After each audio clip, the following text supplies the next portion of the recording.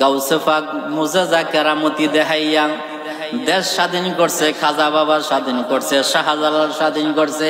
আমি রেজবি রক্ত দিছি রাসূলের রঙে মিশিয়া।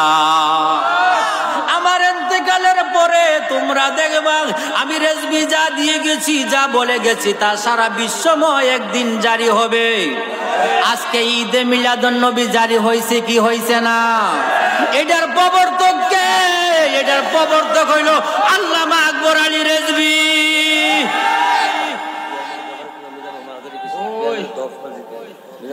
আরে বাবা, কথা এখন আমি মূলে যাই নাই, আমি মূলে যাই নাই। আমার অন্তরে বড় ব্যথা,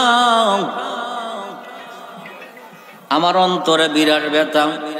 সৌদি বাড়ির মাইয়া যদি খান বাড়িতে বিবাহ দেয়, মেয়েরে যদি জিজ্ঞাসা করি মা তুমি কোন বাড়ির বউ, মেয়ে কি কয় আমি সৌদির বাড়ির বউ? এটা কয় না খান বাড়ির কয়? কোন বাড়ির? কথাটা ঠিক আছে তো? কথা ঠিক আছে? আরে গাউসে পাক ঠিক আছে, কোনো অপমান করা যাবে না, অবমূল্যায়ন করা যাবে না।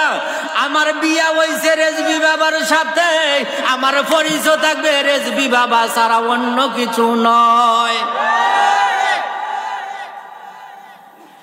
গাউসে পাকের মাইয়া যদি রেজবি বাবার কাছে ফুলার কাছে বিয়া দিত, তাইলে কইতো আমি রেজবি শরফুতের বউ।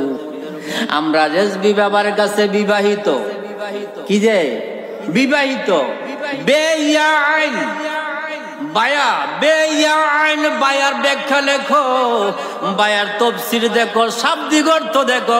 অর্থ হইল বিক্রি হওয়া। আমরা বিক্রি হইয়া গেছি কার কাছে? রেজবি বাবার কাছে। কিসের বিনিময়? ইমানের বিনিময়। তিনি ইমান দিছে, আমরা বিক্রি হয়েছি। জীবন যৌবন ধন সম্পদ যা আছে সব কিছুর মালিক হইল আমার রেজবি মাওলা। এই জন্য খাজা আজমিরি সানজিরি বলছেন লাইফটা আশিকিনে মুস্তাফা, হে দুনিয়ার মুফতিগণ ফতুয়া দিও না, ফতুয়া দিও না। যারা আমার নবীর প্রেমে পাগল হয়ে গেছে, যারা আমার নবীর প্রেমে দেওয়ানা হয়ে গেছে, তাদেরকে ফতুয়া দিও না।